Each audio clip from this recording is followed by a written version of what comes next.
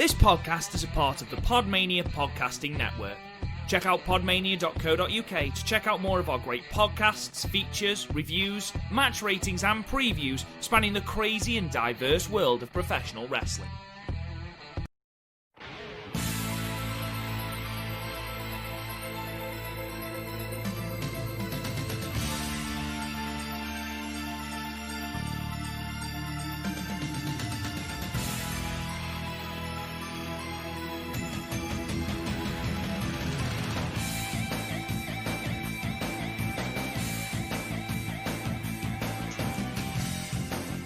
Guys, and welcome to the Young Lioncast, your audio source for all things New Japan Pro Wrestling, right here on the PodMania podcasting network. I am your host, Rob Goodin, and Chris O'Brien.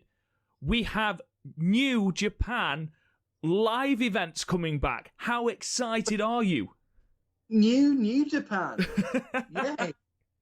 That's actually something I was thinking about. How annoying is it that New Japan's called New Japan? Because it's like, how do we get across that it's new? Saying New Japan, it's like saying New York. It's just bad. Doesn't fit, does it?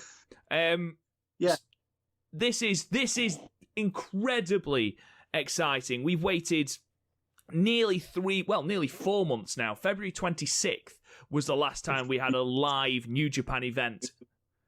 It's been 72 years. It feels so long, and it's so good to be back. There's lots of announcements that we're going to get into in a moment, followed by us previewing the New Japan Cup, because yes, the New Japan Cup has been brought back, thank the Lord. Myself and Chris are going to give our brackets, our thoughts, and basically how we think the Cup's going to play out. They're then going to go on Twitter, and you can have a look at them for yourselves. First, Chris, before we get into the New Japan content, I just want to address, obviously we're in the middle of our deep dive into the feud between Tanahashi and Okada. That is going to continue, but we're going to put it on the back burner. Obviously, with the New Japan Cup happening, and with the Together Project show, and with Dominion, and with the New Japan Cup final, we're going to be pretty much focusing on the current product, which, great, we've got current product back again. But we are going to have to put Okada vs Tanahashi on the back burner, and then whenever we are stuck for something to do, or New Japan has a break in their tours, or heaven forfend this happens again, we'll revisit that, and we'll start again with episode 5, the Bullet Club. So it is happening. It's just we are focusing more on the current product from this episode, which is episode 22. So, with that out of the way, let's talk some New Japan, which, thank God. So on Tuesday, June the 9th, there was a special press conference called with Suzuki-gun and Hiroshi Tanahashi. They announced that New Japan is back. On June the 15th, which is this coming Monday, they have announced the Together Project show. Basically, there is no card announced for this. From what I can gather, it is going to be very much like New Year Dash, where the full card is going to be announced at bell time, which is 7 p.m. Japanese time. And presumably then we're going to get a restart of all feuds and things like that. Presumably some feuds heading into the New Japan Cup as well. Speaking of the New Japan Cup, the new brackets were announced, and the New Japan Cup will start the day after the Together Project show, so the 16th of June.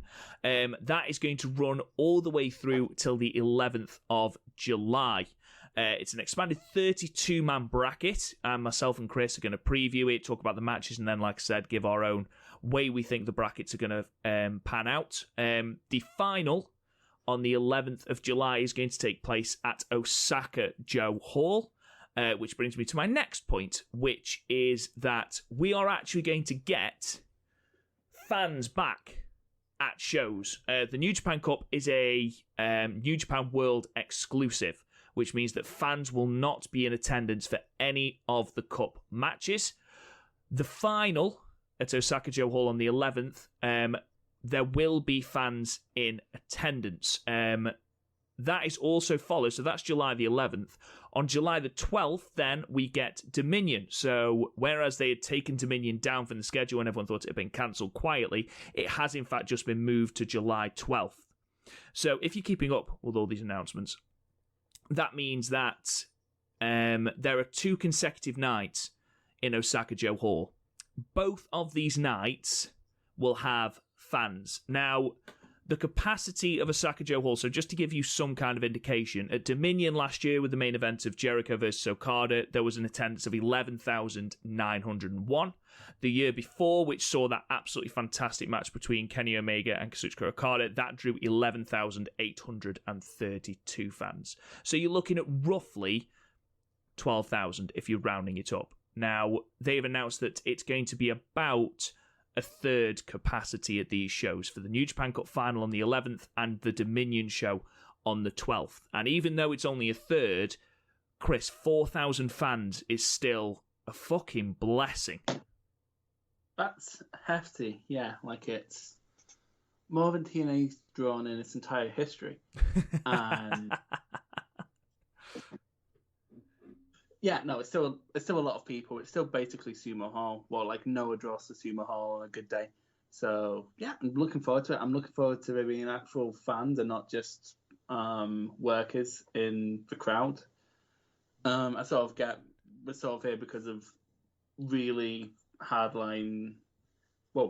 necessary hardline precautions taken by the Japanese government because they sort of ignored it for longer than they should have. But who are we to talk? We're British. I'm just looking forward to more New Japan because, like, I don't know, I'm sick of All Japan. Just to give you some idea of the main events, we haven't had cards announced for Dominion yet, but we are assured that there will be some really good matches on these cards. The final will obviously be the main event of the July the 11th show. The July 12th show will then have the winner of the New Japan Cup taking on Tetsuya Naito for both the Intercontinental and Heavyweight Championships. Opinion on that, Chris? Wasn't Ibushi versus sorry, not Ibushi, Kenta versus Naito meant to be the only time that ever happened? I was under that impression as well, and this... Mostly because they... Yeah, well, sort of gives it away. This, to me, sort of telegraphs that Naito's retaining, and as he should have a decent reign. But it does sort of telegraph that whoever wins the cup isn't winning because they're not going to have another double champion. I do think this should be the last time that Naito defends both belts at the same time. I think there should be a time when Naito does defend them separately. And I think he should drop the Intercontinental Championship, keep the Heavyweight Championship. We'll wait and see. Obviously, at the moment, we're still in that whole honeymoon phase of, oh my God, New Japan is back. And I'm buzzing, Chris. I'm so excited to have A, New Japan back, B, decent wrestling back, and C, most importantly, fans back in attendance, because it's only when you watch some of these empty arena shows that you realise just how much fans add to that experience. You say that, Garth has been loving it. Garth has been loving it, but that's because he's an angry old man. He's an angry old man. Like our young wrestling fans, seriously, you guys should have seen Garth at Takeover. Like, everyone goes 1-4, and he's like, "You pricks, you fucking." He's such an anti-smark. It's hilarious. Well, it's so super weird. Like when JB came out and he was marking out, and Triple H literally is within like 5 feet of us, and he's like, and I'm like, mate. So let's look a little more at the New Japan Cup, as this was the main announcement.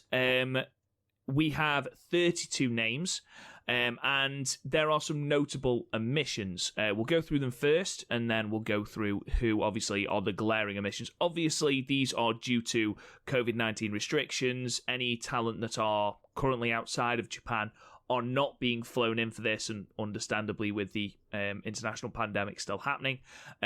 So people like Will Ospreay is not in the tournament. Jay White is not in the tournament. Kenta, Juice, absolutely. Tamatonga and Tongaloa are not in the tournament. Farley isn't in the tournament. Those are all notable omissions. What they have done is they have introduced juniors into the tournament, which makes for some absolute bangers. So let's go through then.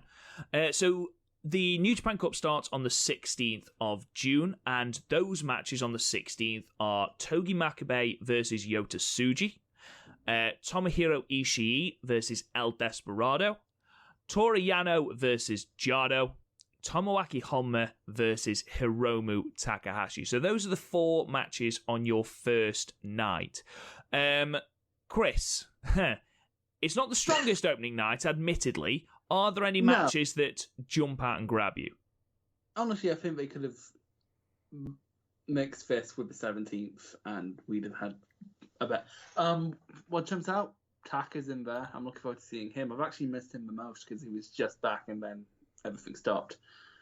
Jado. What? Yeah, it's a weird inclusion.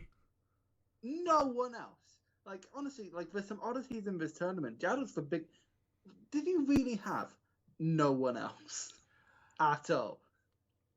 I mean, in all honesty, Chris, you look at who we've got in this tournament, and we'll get into the rest of them in a moment, and then you look who isn't included due to travel restrictions. There isn't a great deal left. There isn't anyone that's omitted for that, apart from Tiger Mask, who's omitted because of injury. Yeah, but in my opinion, if your roster's that thin, how about as a 16-man, and then find something else for the juniors to do, as harsh as that sounds? You're not the first person to raise that. However, again, we're getting live New Japan. Let's just take what we can get at the moment. Yes, we're going to have to sit through Yano versus Jado, but I've become very accustomed to Toru Yano being one of the most entertaining things in a cup final, in a cup run. In a cup final. Imagine if he got to the final. Hey, you haven't heard my bracket yet. I'm happy Suchi's getting a go. He's been pretty good as a young lion. Like, again, there's not something you can say about a young lion, but like, he's one of the standouts, not called Ren Narita or Shota Umino. El Desperado, he may be one of my favourite beers, but he's definitely not going very far. Just Ishii. It's the standout match of night one, isn't it? Ishii versus Desperado. Yeah. Unless somehow Jado becomes Jack Evans or something. Well, it depends. I imagine that is going to have literally no wrestling in it. It is going to be pure comedy. Yeah. So someone's probably going to get like low blood. It's a Yano match. Someone's going to get low blood. Yeah, I can't imagine us seeing this going more than 6 minutes, 7 minutes. Homna's weird to put against Taka, isn't he? Like, think about it. Think of what literally all of Taka's big moves target, and then think of what on Homna is injured. Yeah, I'm not looking forward to seeing Honma taking the time bomb, I must admit. He's definitely not going to, though. Like, we're going to find, Taka's going to use the D or something. Has he come up with a new name for that yet? I hope not. It's still the best moment of I think it was last year, when Ospreay just started laughing when he called it the D, and he was like, "What? Why are you laughing?" No, it was 2 years ago. I think it was leading into Dominion 2 years ago. That's one. It's just amazing. If you haven't seen it, seek it out. It is hilarious. He's just there going, "I have this new move, and it's called the D," and Ospreay just loses his shit in the corner, and he's like, "Why are you laughing?" And then someone just explains it, and he's like, "Oh no, this is a bad day." Is this the same one where he gives Ospreay some fried chicken? I think it is. Hiromu is just the absolute fucking best. Comes out and Darrow's in a mask. You do raise a good point, Chris, about Honma not exactly being very, it's not the greatest person to pit against someone whose offense is purely neck-based. I mean, can you imagine, as we've already said, the time bomb, but the DVD into the corner? Yeah, or like the time bomb 2, or Taka's power bomb, which is basically a Kawada driver, just... the Canadian Destroyer, and I'm sort of like, I understand you tried to get the main people in the same place, but surely you could have moved Homna somewhere. Yeah, swap Homna and Taguchi, because Sanada's going to go through an either way anyway, or something like that. Let's move on. We can talk about these matches slightly later. Of Homna. So the next night is Wednesday the 17th of June, and the matchups are Kazuchika Okada taking on his old manager Gedo. That should be funny if nothing else. We've got one of my sort of sleeper picks to be match of the first round, and Yuji Nagata versus Minoru Suzuki in their Wrestle Kingdom 1 rematch, which was also brutal. Yuya Uemura taking on Yoshinobu Kanemaru, and Gabriel Kidd taking on Taiji Ishimori. Chris, opinion on those 4 matches as we complete the left side of the bracket? This is less outwardly terrible. Okada versus Gato, at least there's story there, and Gato basically got inserted because he's basically Jay White. I'm so upset he's on the tournament, though. Oh my god, I miss Jay White so much. Apparently he's going to turn up in Ring of Honor, which is a shame for Jay White, but a big deal for Ring of Honor. Kanemaru, I'm just happy he's back, to be honest, because he's my guilty pleasure, as Kevin Kelly would say. Gabriel Kidd, I'm surprised he's still in Japan. Well, he's not New Japan Dojo. He's LA Dojo, isn't he? Yeah, maybe he was just stuck there, and he was like, "Well, I can't go home, so I guess I'm stuck in Japan." Oh no, I guess you'll just have to book me on your card. But he's definitely falling to Ishimori. But the only match you can really stick your teeth into in this, despite this one not being outwardly terrible, is Suzuki and Nagata. Mostly because the style they work, well, maybe not get Nagata, but with Suzuki, if he works a technical leg match, you don't need a crowd to enjoy a technical leg match.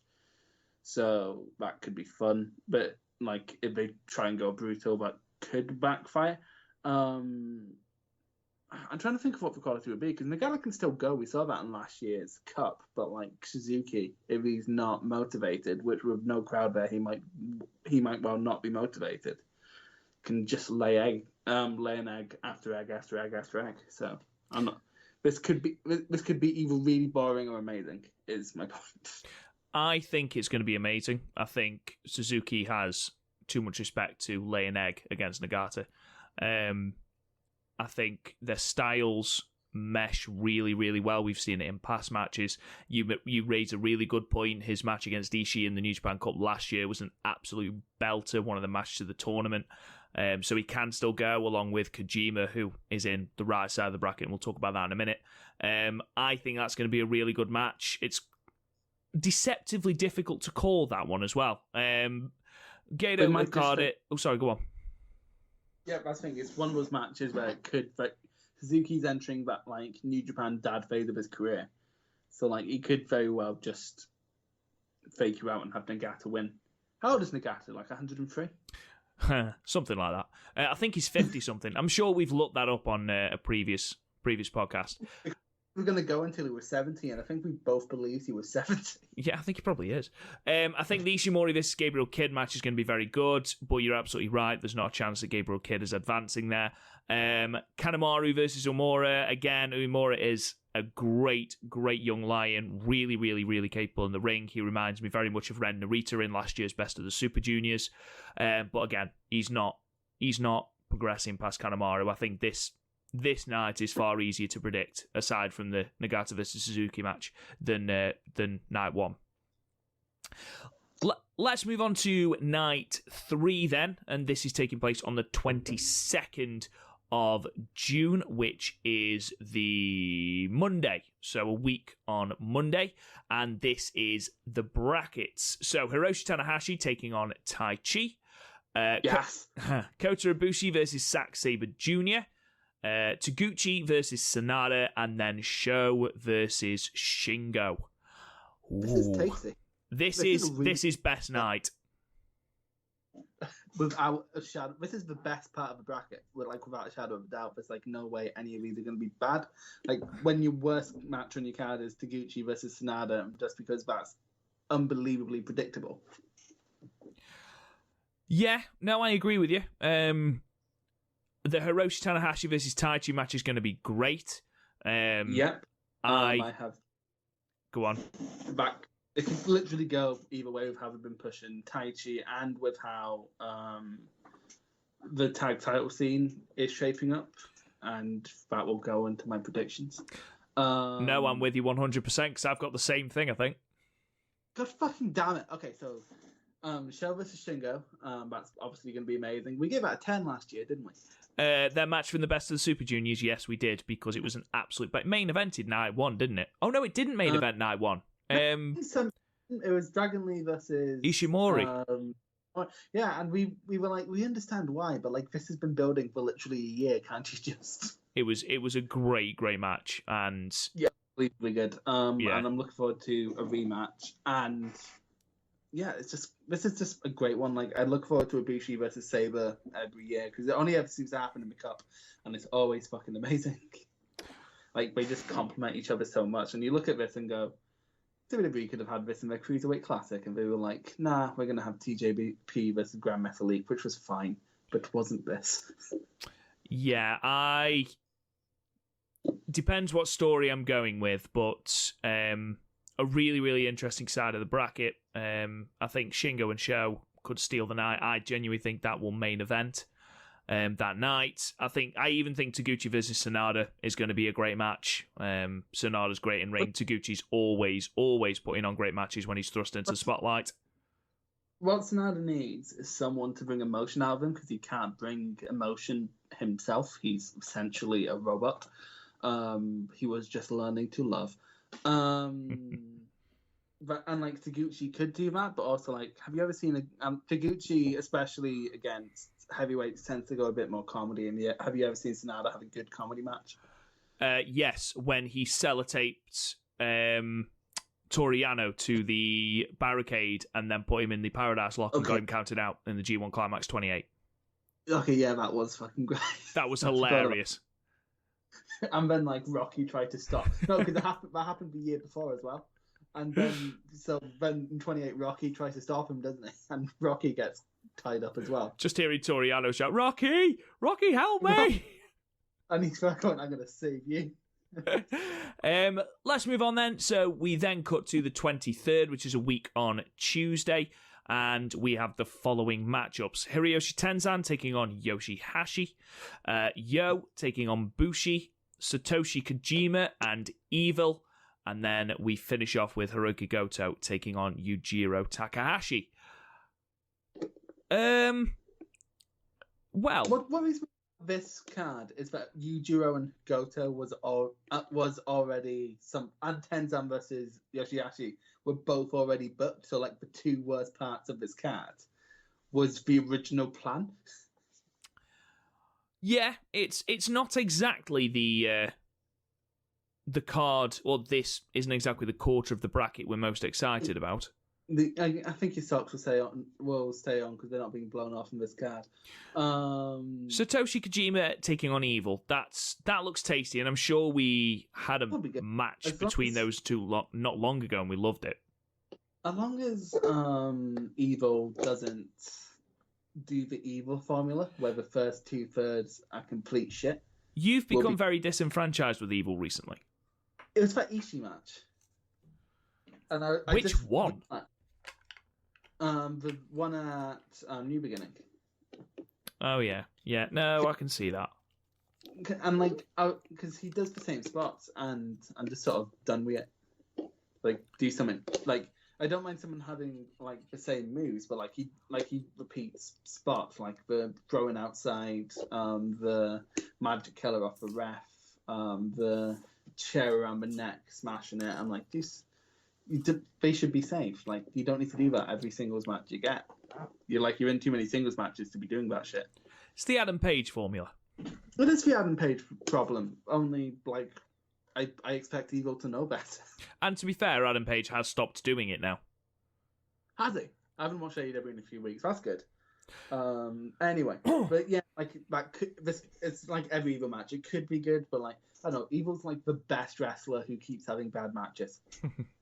Did that make? Yeah, no, you're right. No, you're right. What was it with Yoshihashi being put against trees in the first round? Yeah, taking on Nakanishi last year and Tenzan this year. He hasn't exactly been given a lot to work with. It's almost like he has the honorary "you're going to work with the least mobile in the cup" award every year. Do you know what's depressing? What? I think he's going deep into this tournament. No, but I think he went fairly deep into last year's, and after he got knocked out in the second round. Oh no, he didn't. I'm getting them mixed up. I'm getting mixed up with G127. But you know what? That Ishii match was a fucking banger. And I know what you're gonna say. Oh, it's Ishii. It takes two to tango. Ishii can have bad matches. Look at his evil match. The evil match wasn't horrendous. It was nowhere near as good as it should have been. It was bad for 2/3 of it and amazing for a third, which gave it a passing grade. But Yoshihashi, if his matches are good, they tend to be good all the way through. I'm not confident against Tenzan. Bless him, Tenzan. He'll work. He's past Tenzan, it. No, but like, if there's no path where he isn't going to go up against good people. There'll be solid enough matches. I'm not saying they're going to put your heart on fire. I'm not saying like someone can look at a Yoshihashi match and find it so sexy that they'll be pregnant. That's just not what happens at the Yoshihashi match, but you'll have a good time. So am I not to expect in your brackets a Tenkoji quarterfinal? Oh, that could have been a thing, but no. So just before we give and actually run through properly and give you our bracket predictions, the remaining dates. The second round, the left side of the bracket, will take place on the 24th of June. On the right-hand side, it will take place on the 1st of July. All quarterfinals will then take place on the 2nd of July, with the semi-finals taking place on the 3rd, and as we've already discussed, the final taking place on the 11th at Asakajo Hall with an actual crowd. Before we get into the brackets, Chris, we discussed briefly on air, do you think for these we are going to get undercard tag matches, or do you think we are just going to get the 4 matches each night? I think on 7-3 we'll definitely have undercards. I think, but I think we're just going to keep it to short broadcast because I think they're still trying to be as cautious as possible, aren't they? Yeah. And I think if they can get away with not having as many people on a card, they will. Yeah, I think also who the fuck's gonna watch them? I say that I'm so New Japan style that I probably would. Mate, if they announced a new Young Lion Cup, I would be all over that shit right now. You got all over the Young Lion Cup last year. Young Lion Cup was great. Yeah, see, so don't pretend like that isn't already your watching pattern. So, Chris. Let's start off. What we'll do, ladies and gentlemen, is we'll go through each match, we'll give our predictions, and then using the brackets that the Chris Samsa on Twitter has put up very, very helpfully on his Sport of Pro Wrestling website. It's also on the Keeping It Strong Style podcast Twitter, so go and check that out. They have a Pick'ems contest. Right, so let's go straight into this. So we start, Chris, with Makabe versus Tsuji, possibly one of the easiest ones we're going to choose. Who have you got, and why do you have them?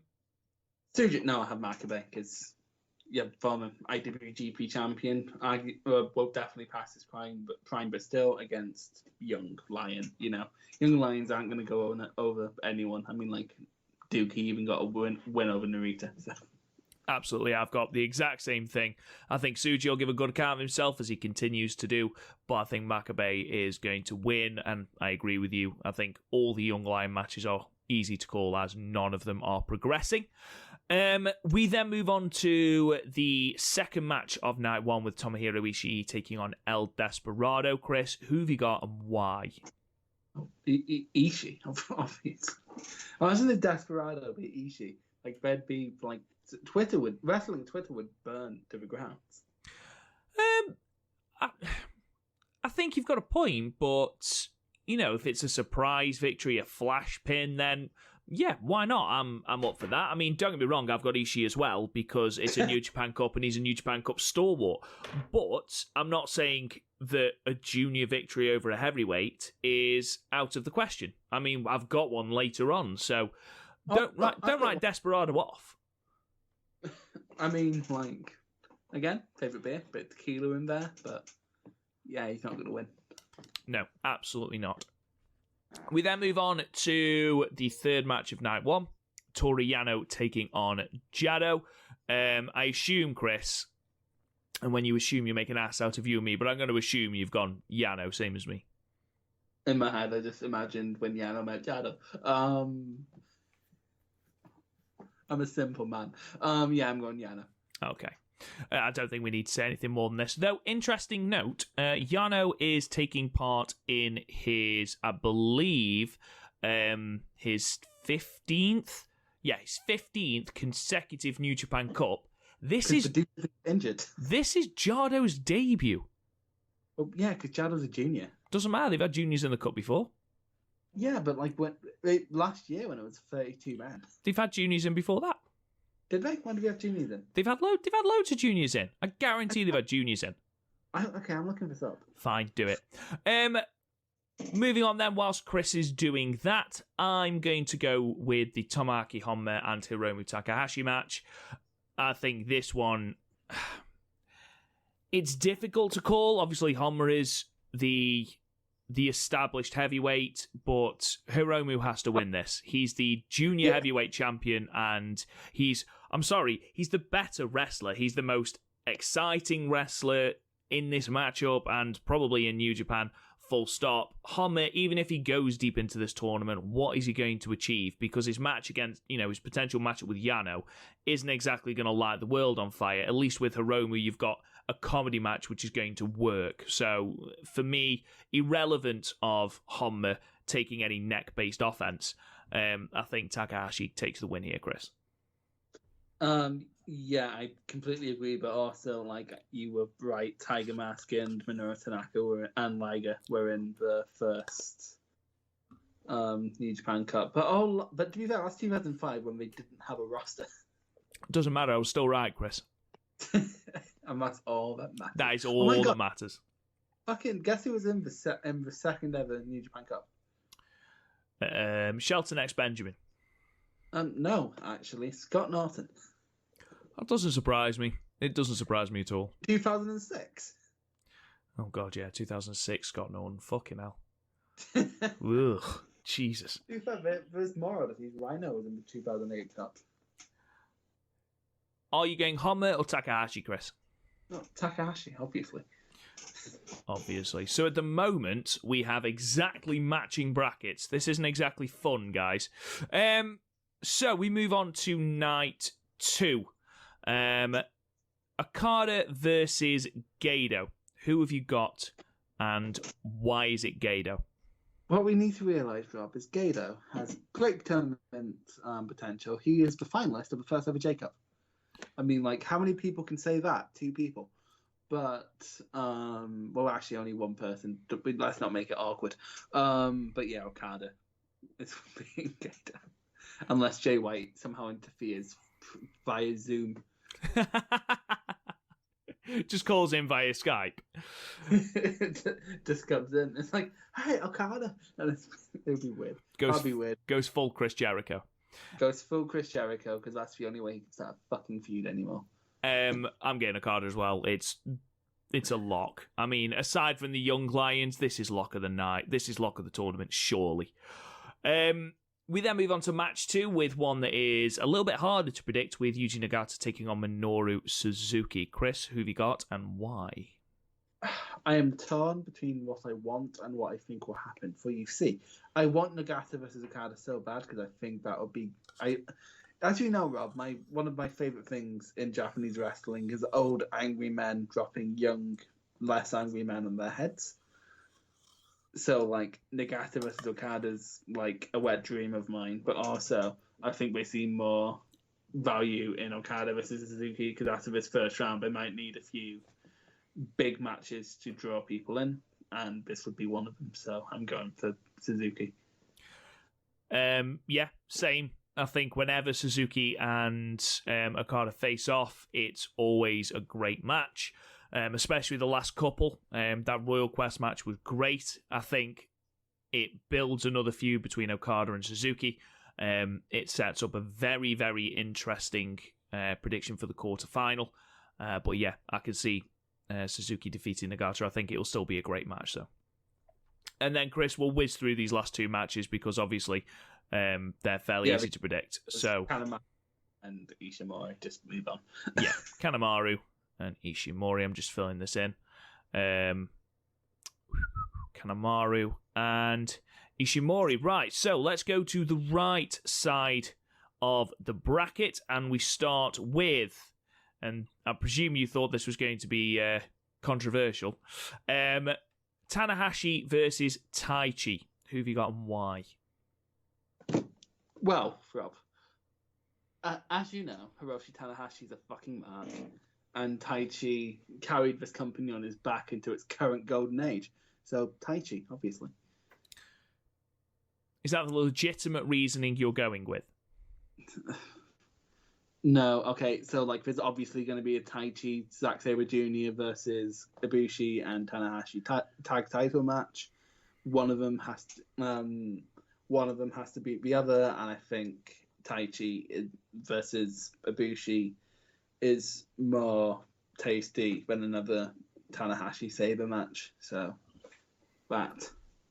Yeah, we did overdo the Tanahashi Zack Sabre Jr. match last year. I think we had 4 or something. And in 2018, and yeah, just no more, please. Stop it! He's already dead. I'm gonna go Taichi as well, which I didn't think I was gonna say when I started. But obviously with Tanahashi and Kota Ibushi currently holding the tag titles, which let's face it, no fucker remembered. I think it sets up that Dangerous Tekkers versus Golden Aces tag match. They were heading towards that anyway on the New Japan Road Tour, so it makes sense for one of them to win, and I think Ibushi wins in the next match. So, yeah, I'm going Taichi as well. Chris, who have you got in the Kota Ibushi versus Zack Sabre Jr. match? We sort of given it away already, haven't we? Well, yeah, I assume both of us have gone for Kota Ibushi. Yes. Yeah. Poor Zach. I think, and again, I didn't think we'd be going the same all the way down, Chris. I assume you've gone for Sanada over Taguchi as well. I mean, yeah, like, is Taguchi really going to beat Sanada? Like, guy who put on had several matches against Okada last year, only one of which I can actually remember. Actually, 2 of which I can remember, to be fair. Yeah, so Sanada. Yeah, fair enough. So let's move on then to the final match of night 3, which is the banger of the night, which is Sho taking on Shingo. This is a damn sight harder to predict. I'm going to go first with this, Chris, so people don't think I'm automatically copying off you. I am going to go with... Oh, fuck. Oh, hang on. No, hang on. I've already got Tanahashi going out, and I'm worried at the moment that we haven't got enough big names going through. And we got Kota Ibushi going through, we've got Sanada going through. In my head, let me talk you through my process. So in my head, currently Shingo is the never openweight champion. We have a feud between Sho and Shingo, one that is boiled and has come through gently throughout nearly a year. And Sho has mentioned wanting Shingo and wanting the never openweight championship. This would be the perfect opportunity to write him into that storyline. However, we do need some manpower in these second round, quarterfinal, semi-final matches. However, do they do a Shingo versus Sanada match? I don't know. I'd be fucking down for it. But this is the one I'm really torn on, Chris. I'm fairly certain on who wins the next ones, but this one I'm torn on. I'll let you go first, even though I said I was going to go, because I was determined on Sho, and then I was like, but Shingo. I'm going Sho, and here's why. The world going on fire, we had coming out of New Beginning, we had three teased opponents for Shingo: Ishii, Sho, and Toa Henare. Now, the Ishii match happened. It was great. Go watch it if you haven't. Not as good as the G1 final, but as long as it's spat in your head, you'll have a good time. Toa Henare isn't in the country, and so the only tasty feud right now for Shingo is Sho. It's an open weight championship. Having Sho win here would make this like a trilogy, and also having a junior beat a heavyweight, even if that heavyweight was a junior this time last year, would create a star. So I'm going Sho.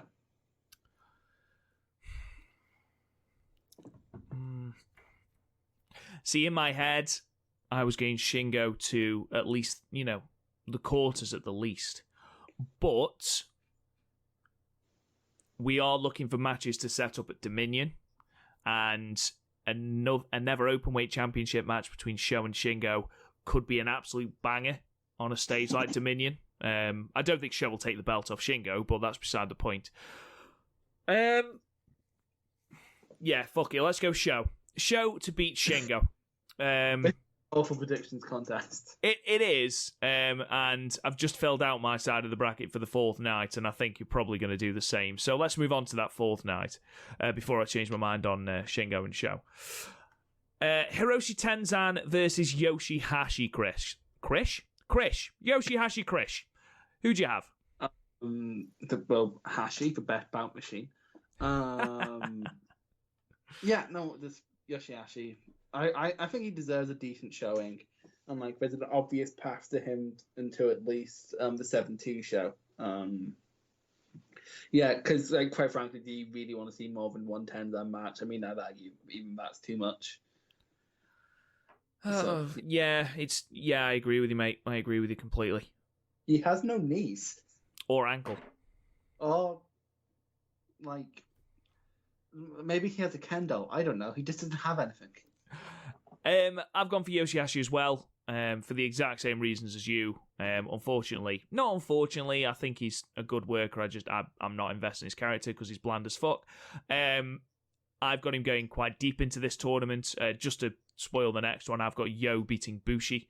I think. We finally have something different. Well, okay. Let me quickly talk about why I've chosen Yo. Firstly, the company see far more in Roppongi 3K than in Bushi. That's both members, Yo and Sho. And Roppongi 3K, in my opinion, are not long for this world. And the team, not the individual competitors. You just fucking load your Glock, and it's like, we're fucking dealing with this. You shoot Rocky as a warning. No, I think if you're going to split the tag team up, which it's been rumoured for months and months and months, obviously pre-COVID pandemic, you need to have both of them kept strong. I think if the best of Super Juniors would have happened, I think both these competitors would have been very, very strong in the tournament. Bushi has got nothing going on. Bushi, unfortunately, is of little relevance apart from having, low-key one of the best entrance themes in New Japan. And a running theme of it, a running joke of this podcast. A running joke of this podcast. So, he's achieved something. He's my Twitter handle.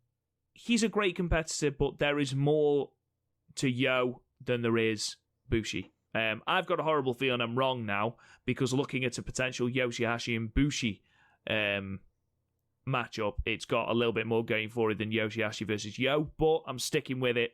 Yoshihashi versus Yo in the second round. Chris, why have you gone for Bushi? Well, Sho and Yo are the current junior tag champions, and we needed to set up some form of junior tag championship match. And with no obvious way to get a junior title defense on this, and also having 2 nights to fill, I think LIJ would be a good pick for a quick title defense. And I think Bushi beating Yo could go a long way to achieving that.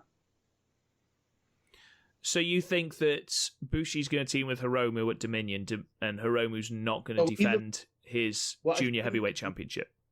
What I think could happen is, in that match, Hiromu gets pinned by one of Roppongi 3K, probably Yo, which will then set up a match at Dominion between Yo and Taka. Have both of Roppongi 3K going for singles belts, continuing the running rumour that they could split up at some point. Give them both big single showcases. I like the story.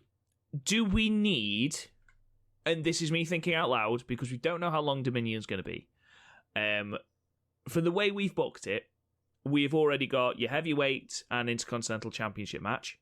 You've already got the Never Openweight championship match. You've already got your tag team championships. Well, if it's going to be over 2 nights, I think if you're trying to draw people to a Sakajo Hall, even if it is a third capacity, you still need some hook for both nights. Don't forget, Bushi is also a current 6-man Never Openweight champion, so they might potentially use this. You can basically just go, well, looks nice, can I have it? And they give you a title shot.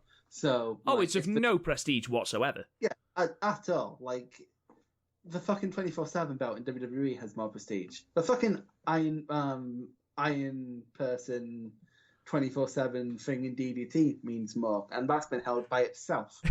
Is that the official name? The Iron Man thingy from DDT? I forgot what it's called. It's a ridiculously long name. It's a stupidly long name for comic effect, but it's been held by 3 separate ladders, a sex doll, and the belt itself, also a table. Joey Ryan's like the most successful champion. It was held by Jack the Jobber at some point. It was held by Hana Kimura when Hana Kimura was like 9 years old. It's a comedy belt. And yeah, that has more prestige than the Never Openweight Championship. I look forward to matches for that belt more than the Never Openweight Championship, the Never Openweight 6-man Championship rather. And I barely watch DDT, so. So just to recap, you think that Bushi pins Yo in the cup final? Sorry, in the cup, and then on the night of the cup final, we have Sho and Yo taking on Bushi and Hiromu. Yo pins Hiromu, setting up a junior match at Dominion. Yes. I think you're dreaming, but okay, fair enough. It's decent storytelling. What's you having Hiromu going to the fucking finals? No. No. Why would I do that? No. Next match then, Kojima versus Evil. I've got Evil going through. He's the more established singles star. Kojima doesn't need it. Kojima's on the wind down, and even though he can still go, as he proved against Shingo at last year's Dominion, he can still go, put on a really, really good match, but he does not gain anything from getting any further in this tournament, whereas Evil does. So yeah, Evil to go into the second round for me. Yeah, same. Yeah. Okay, that was easy. And then, again, this is probably another lock aside from the Young Lions. Here's what's going to happen. Takahashi is going to trade this victory for a night with one of his hosts. No, that's not going to happen. Goto's going to go through. But imagine. I am. So, basically... You can't stop imagining it. No, I can't now. Let's move on then. So we've got our second round matchups. We've got the same apart from one match at the end, so we'll go with this here. Ishii is beating Makabe. There's no doubt about that. I assume we've got the same. Yes, unless Makabe suddenly becomes 2013, I'm going to cave your head in Makabe. I have no interest in seeing him move on, so yeah, Ishii. Hiromu Yano is an interesting one. I think I can't imagine this being taken seriously. No, and I think that's the best way to do it. I think if you're gonna have someone beat Hiromu, it needs to be in a stupid way, and I think Yano would be the perfect person for that. Obviously, we're talking, it's a New Japan Cup, it's a heavyweight tournament, so Yano should go through, but Hiromu, again, is the more established, is the junior heavyweight champion. It's a little bit more tough than I thought it was going to be. I'm going to go for... just the idea of Ishii versus Hiromu makes me very, very happy in ways I can't quite describe. I mean, Yano always goes deep into these tournaments, and there's always an upset. Who have you got? I've got Takahashi, just because the force of Yano taking a time bomb is quite amazing.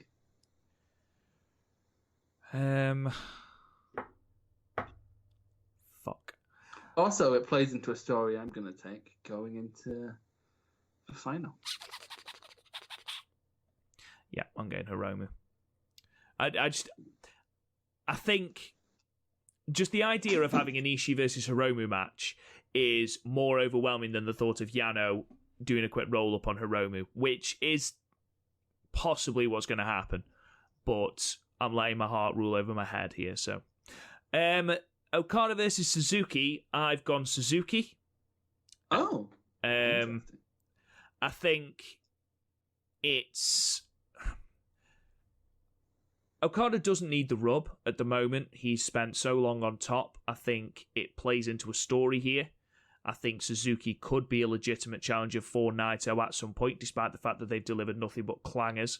I think Suzuki is a legitimate challenger, especially when it comes to an Intercontinental Championship match, as opposed to a Heavyweight Championship match when they divide the titles.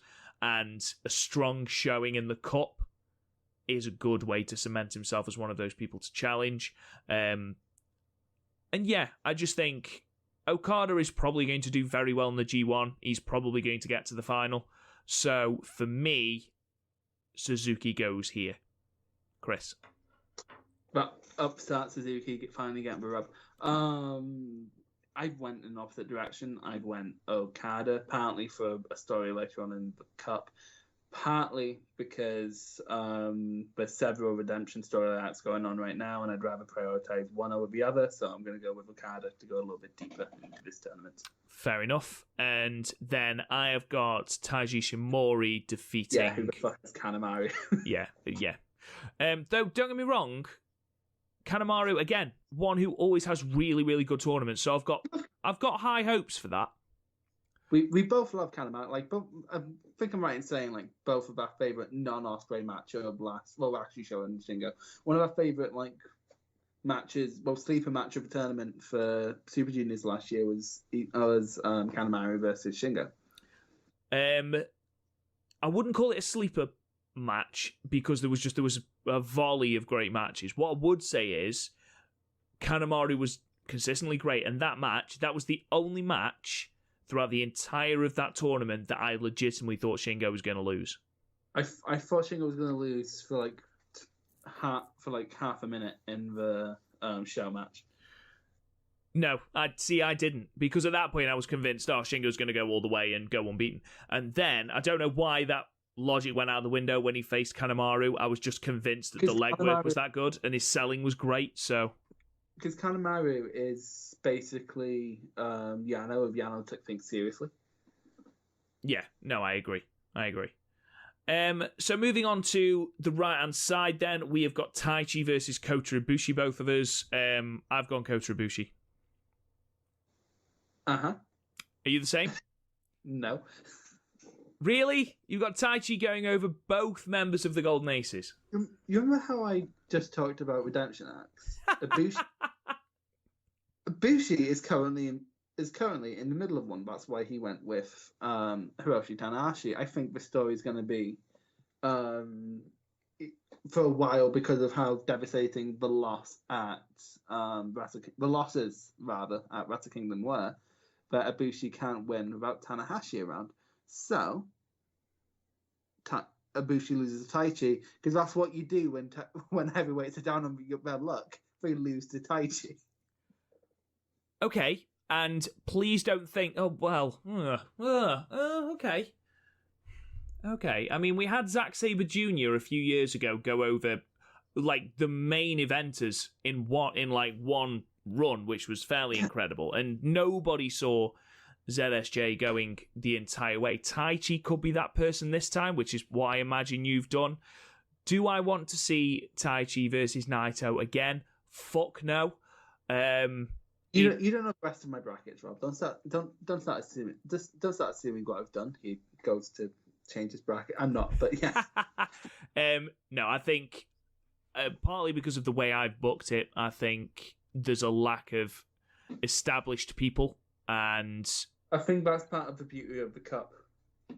To be honest with you, and because everyone's so New Japan starved, it could be a way to push smaller talent. I think there's enough big talent in how I've booked it so far for there to be enough tasty challenges going forward. I think as well, what doesn't help is with Naito being champion, it rules out all of LIJ, which unfortunately are 3 of the most established single stars, and Bushi.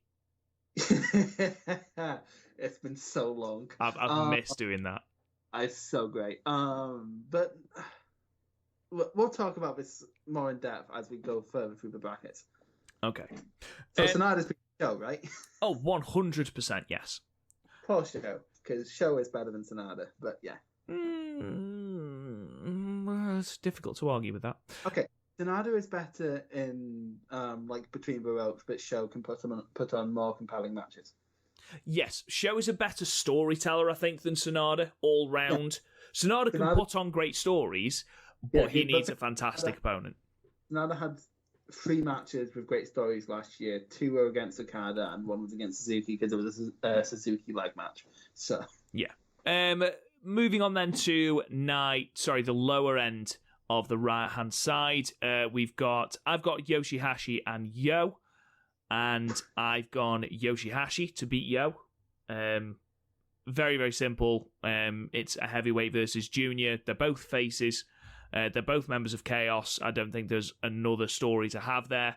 Again, I think Yoshihashi goes deep in this tournament, so he's into the quarterfinals in mine. I think they're high on Yoshihashi with the amount of talent that is missing from the G1 Climax. I think Yoshihashi needs or will get a spot in the G1 Climax. And again, same with Suzuki on the other side of the bracket, a strong showing in the New Japan Cup reminds everyone that he can go, even if he's bland as fuck. And it will give him the credibility to be in that tournament, which is something he lacked going into G1 Climax 29. Don't get me wrong, I don't think he goes any fucking further, but I've got him beating I've got him beating Yo here, sorry. Well, I have him against Bushi, and again, simple mind. I'm internally laughing at when Yushi meet Bushi, but yeah, no, of course, Hashi's going over because it's Bushi. I think this will actually be a sleeper, really good match. Yeah, Yo surprised me actually in the Best of Super Juniors. I know that he's great, but the focus was on Show. I'm talking about Bushi. I think Bushi went through, remember? Oh, sorry. Yes, of course you do. It's because we've been similar on everything else. Sorry, just talking about me, Chris. Go on. Why do you think this will be great? I didn't think great. I think it's going to be good because both men can be good. Both men work fairly comparable styles. Just one will be more overwhelming because it's a heavyweight. I think time off might help Yoshihashi, but also like he only got one real singles opportunity last year, didn't he? And that was against Kenta, and I think that was always going to die a death because it was in front of a New York crowd. Yeah, all right, fair enough. I mean, don't get me wrong, Bushi is capable of putting on great matches. Look at that power struggle match with Ospreay. Or most of his, or quite a few of his matches in the Best of the Super Juniors. Good match against Yo, I'm pretty sure. Was he in that block? Gallop, yeah, no. Yeah, he was. Yeah, of course he was. Super Juniors just feels like so long ago. It really does. To be fair, March feels like so long ago. We've both got Evil versus Goto in the next round. Yeah, Chris, go on. I'll let you go first because I've chosen. I don't want to go back on it, so I've chosen. Okay. So here's the thing. I'm not quite sure. I forgot to fill this out on my bracket, so I now need to remember to fill that out. No, I didn't forget to fill it out. But I then changed it. But then I changed it back. Okay, so like here's the thing. The thought of a Goto versus Yoshihashi match is more exciting. I love Yoshihashi versus other member of Chaos matches because like that one kid in PE where like the really cool kid would always like sort of pull them along. Come on, man, you can do it. Last swap Chaos matches with Yoshihashi. I like remember last year the Ishii match where Ishii's like, come on, fucking bring it, like you're better than this, and I like that, and I want that to sort of become a New Japan Cup tradition until Yoshihashi fucking gets better. But it would also fuck with the story I'm trying to tell with the rest of this. Evil. I'm going Evil. Okay, and what's the story you're trying to tell here? Oh, I don't want to spoil the rest of my fucking brackets here, man. I'll get into it. All right, I've gone Goto. I think basically word for word what you said. I think a Goto versus Yoshihashi match, like you said, looking at all previous G1s, Yoshihashi has performed well against members of Chaos, and I think, spoiler, I think Goto goes deep into this tournament. So, yeah, I think this is a more compelling match. Like for Goto, because it can't be a year in New Japan without Goto fighting from the bottom. No, true. So let's move on then to our quarter-final matchups. We've both got, currently, in the quarterfinals, Ishii versus Hiromu. Who have you got to win that match, and why? I think Ishii's going to beat Hiromu in 2 seconds and make you cry. Mate, I've got Ishii to win. Yeah, but like not in 2 seconds. I think that's physically impossible, but Ishii will manage. I mean, the whole premise of a pinfall is 3 seconds. So, Submission. What submissions does Ishii have? Go on, quick, think of one. Sleeper hold. Just a random sleeper hold for 2 seconds is going to tap out the IWGP Junior Heavyweight Champion, is it? Here's the thing. Ishii is really mad that other people have nets and he doesn't. Right. It's a flimsy story, okay. Chris. So here's what's going to happen. Ishii is going to lariat Takahashi, and Takahashi's head will come off. It's a wild story. And here's the thing. This incorporates into the figures they just were about to bring out, which has detachable heads. Right. Okay. Sure. Suzuki versus Ishimori. I've got Suzuki. The thought, again, and I know I've said this a lot, the thought of a Suzuki versus Ishii semi-final is very, very tasty. I think they could do great things together. So, yeah, that's literally what I'm thinking. That matchup is great. Plus, Suzuki is beating the junior heavyweight in Taiji Ishimori. No matter how good Ishimori is, Suzuki is winning that. Well, I have Okada versus Ishimori, and I have Okada going through for similar reasons.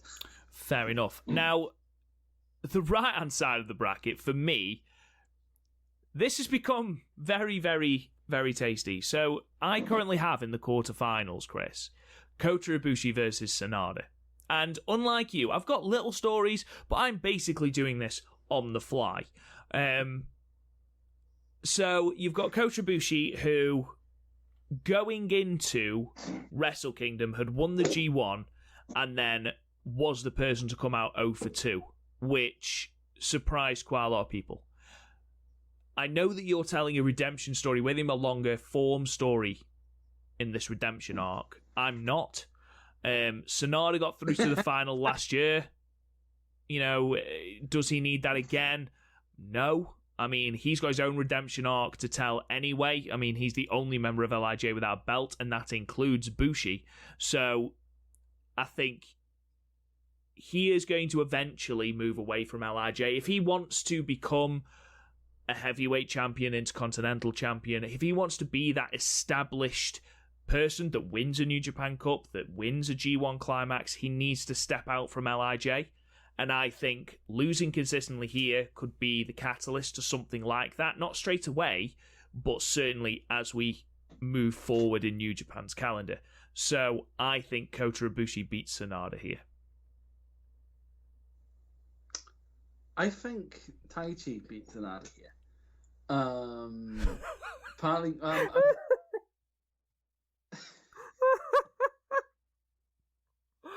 Oh, okay. I could have written your fucking bracket. Go on, carry on. Right. So Taichi beats Sanada here, and I want to tell the same story for Sanada as you. I want him to have that inferiority complex. I think that would actually be a decent character for Sanada until he can overcome it. Because like that was sort of, both seeds were sort of planted against Okada last year at King of Pro Wrestling. Yeah, so I have Sanada losing here for the same reason. And so for the same reason I have beat Ibushi. When a heavyweight is down on their luck, they lose to Taichi. That's just what happens. Okay, fair enough. We move on then to the bottom half of the right-hand side where our current quarterfinals stand as Chris with Yoshihashi versus Evil and myself as Yoshihashi versus Goto. I've got Goto. So much more about... Yeah, I think your match is so much better, but also I have a story I'm trying to tell here. So. Exactly. I mean, first of all, I think, unfortunately, Yoshihashi is very much in the mold of plucky underdog that doesn't have what it takes in the big moments. A quarterfinal with the premise of a semi-final and even a final of the New Japan Cup, I think will get to him. I think he'll get overexcited, and I think Goto will put him in his place, as is often Yoshihashi's want in the G1 and things like that. Goto does well in the New Japan Cup. That's Goto's thing. So I fully expect him to do the business over Yoshihashi. I expect it to be a great match. But I do expect Hiroki Goto to go over Yoshihashi, especially as Goto has just dropped the Never Openweight Championship after literally no defenses. So, yeah, I expect slight redemption and a good match, but Hiroki Goto going over Yoshihashi. I have Evil going over Yoshihashi. Plays into a story I'm trying to tell. Also, the story is Taichi winning the cup. I can see it now. No, absolutely fucking not. Sorry, do carry Evil on. Beats Hashi. Evil beats Hashi, and Hashi. Just because Yoshihashi's not beating Evil. Fair enough. Fair enough. I'll let you go first with the first semi-final, Chris. So on the left-hand side, you have got Tomohiro Ishii versus Okada. I picked this because I think it's one of my top 10 favourite New Japan matches of last year. I loved it. Is this their semi-final match from last year? Yeah. Okay. I thought it was great, and I want this match to happen again, except, fuck off Okada, Ishii's going to the final. Wow. I'm not entirely sure with the story you're trying to tell, but okay. Here it plays into it. Right, so we've seen, we've been in our deep dive, we've seen, we saw Goto beat Tanahashi in a New Japan Cup final, and they were in the same faction, Ben, and that's what I'm trying to tell. The former champion losing to a challenger, for the challenger to get a go, and then basically I think Naito could either be running, has a chance to run through Chaos before the Okada storyline, kind of.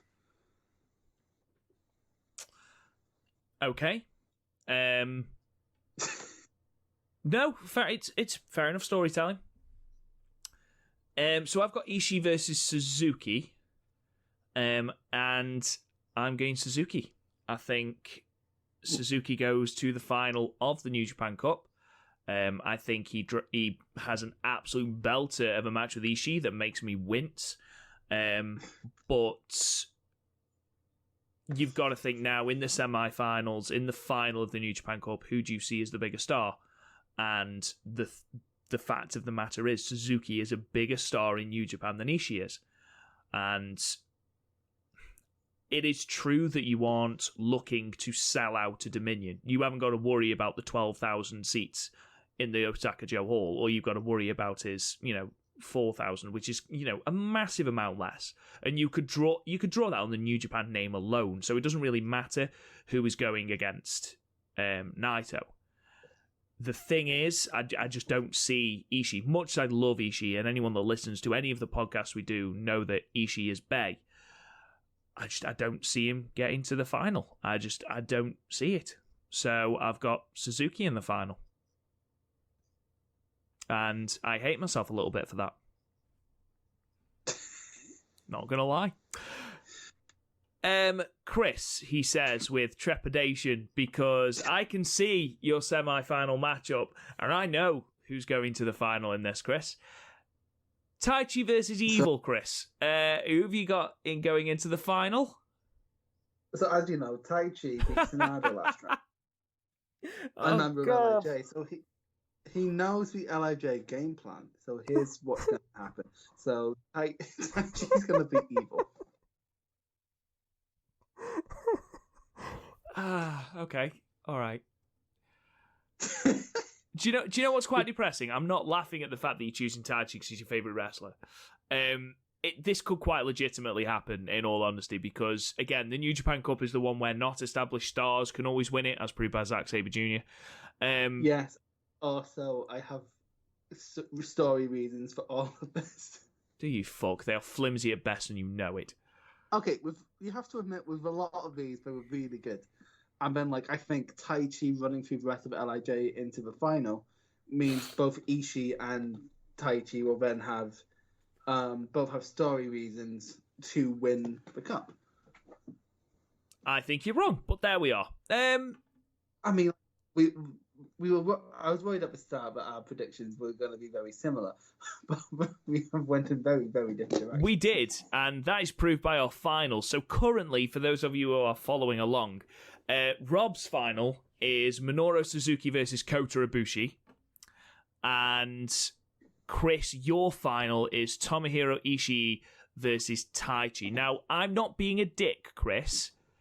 If you are a punter, okay, you are buying tickets, and you have got a main event to choose between Rob's Suzuki versus Ibushi and your Ishii versus Taichi, don't lie to me and say you would choose yours.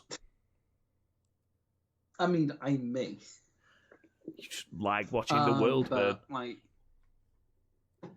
Also, Suzuki versus Ibushi, has that happened? It must have happened at some point. Well, I imagine every singles match has happened at some point.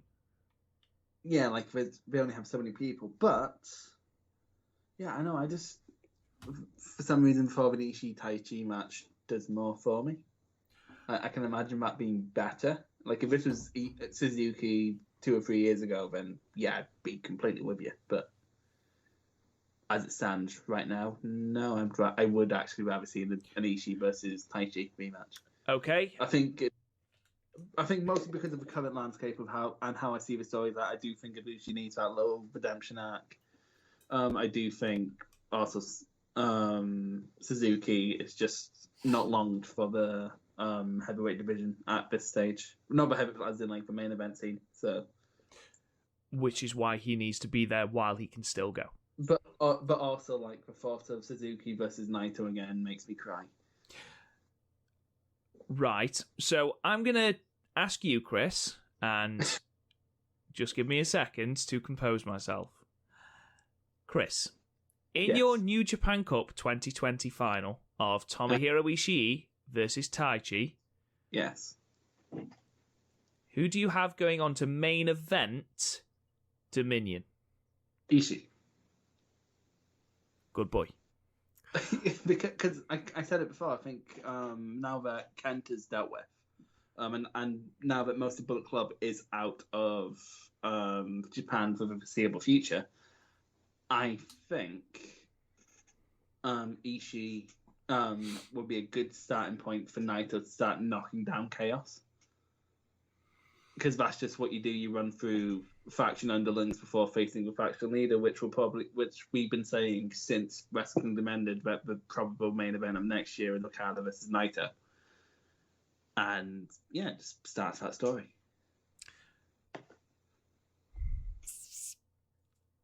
You've thrown me there, Chris, because you fucking told a good story there, you dick. I thought you were just going to go with blind passion and go with Taichi again.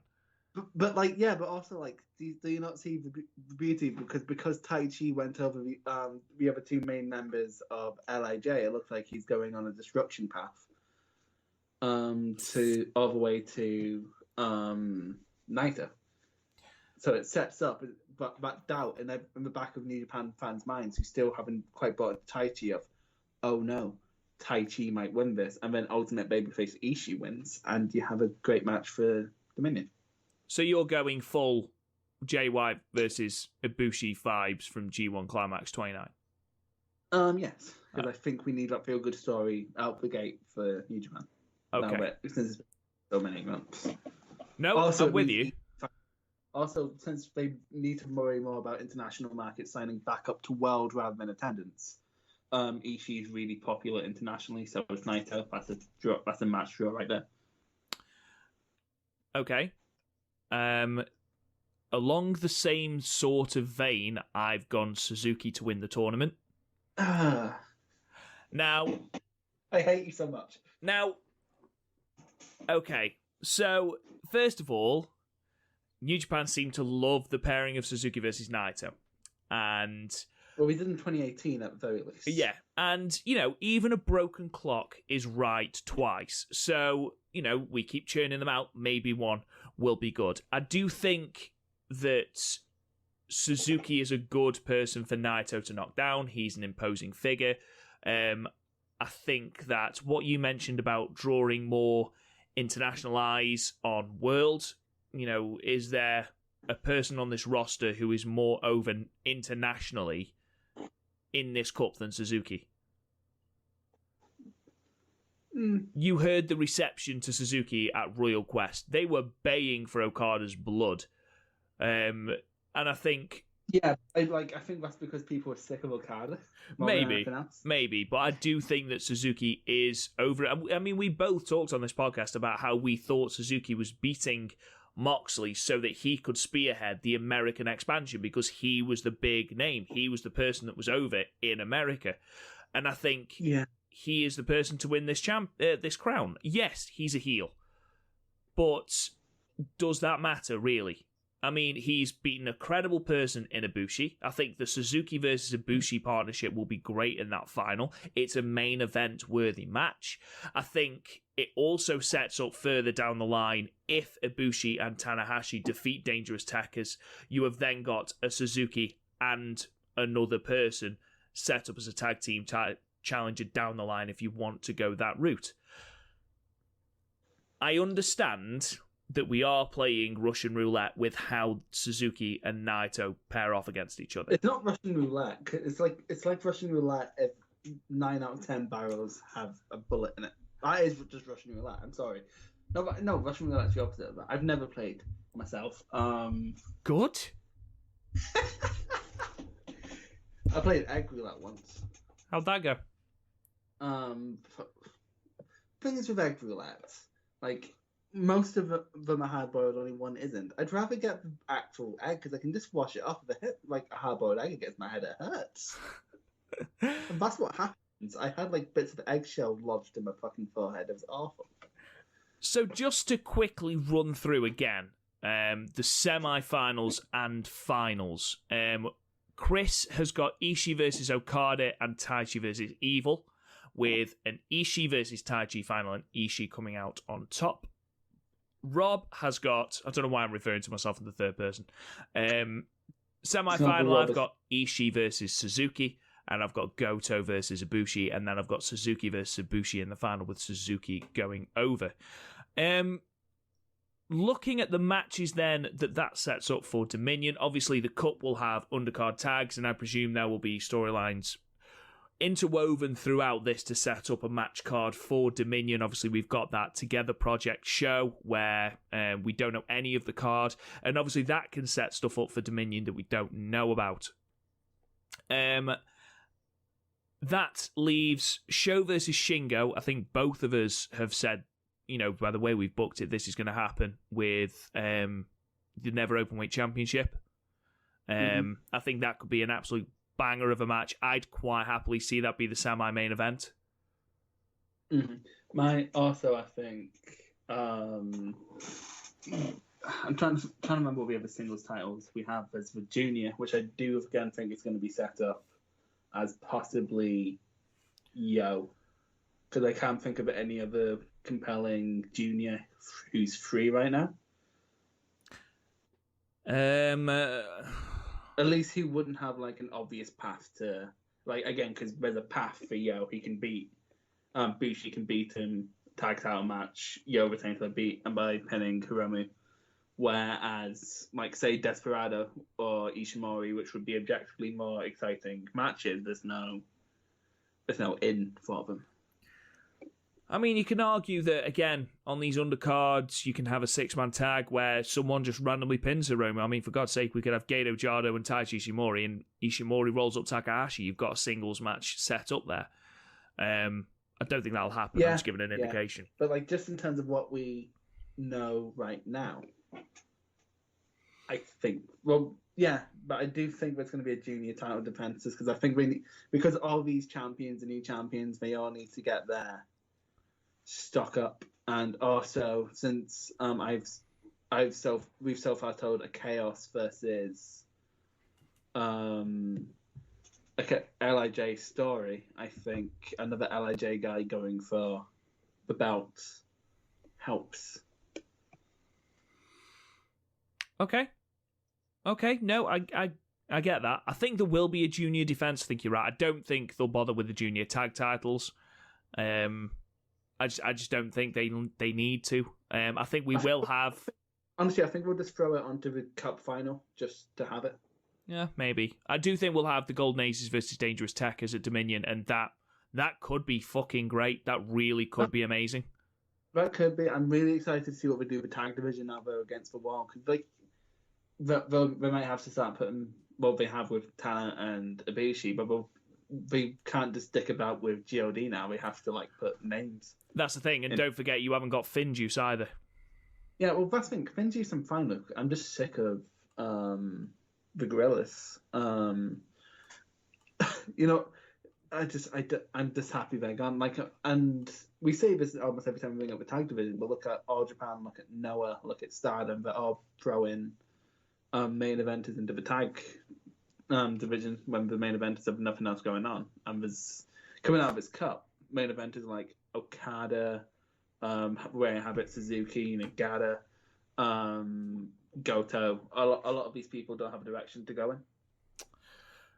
I see your point, but I mean they are going to have to do something. The reason I brought up Finjuice was in this tag division. When you consider established tag teams, there's no Guerrillas of Destiny because of travel restrictions, and there's no Finn Juice because of travel restrictions. So that's their whole division. That is, yeah. Established teams, apart from Tenkoji, that's pretty much it. What annoys me is where we had that amazing tag match at Dash with Shingo and Evil against Goto and Ishii. And I'm like, have them be your teams. I know I have Ishii winning, but you can have Evil and Takagi at some point. Ishii's probably going to lose here. Have them go. But you can make you have the building blocks to make a great tag division here. And there seems to be this misconception that if a tag team doesn't have a name, they're not a tag team. Yeah, no, I get that, and I think that's an Americanized thing. Yeah, that's the thing about it's very much how WWE tried to push it, and then everyone accepts the same thing. Whereas again, you look at go over to All Japan, their current Triple Crown champion Shwama is also their tag champion in the Violent Giants. Same in Noah with Go Shiozaki, and that works just fine. I understand they have smaller rosters, but Or B. Priestley's currently a tag champion in Stardom, and they were their last world champion before Mai, so it works. Just have that happen. Yeah, I think there does need to be something done with the tag division. Again, you look at, we've got Great Bash Heel, Tenkoji. Those are your established teams that are in this. They're in this bracket here, and neither of those are. We don't want to see either of those against Hiroshi Tanahashi and Kota Ibushi, irrelevant of how good Tanahashi and Ibushi still are. You're looking at a Dangerous Tekkers. You have got Evil and Sonata, which, Evil and Sonata versus the Golden Aces would be fantastic. Evil and Shingo, I think they actually do make a legitimately better team.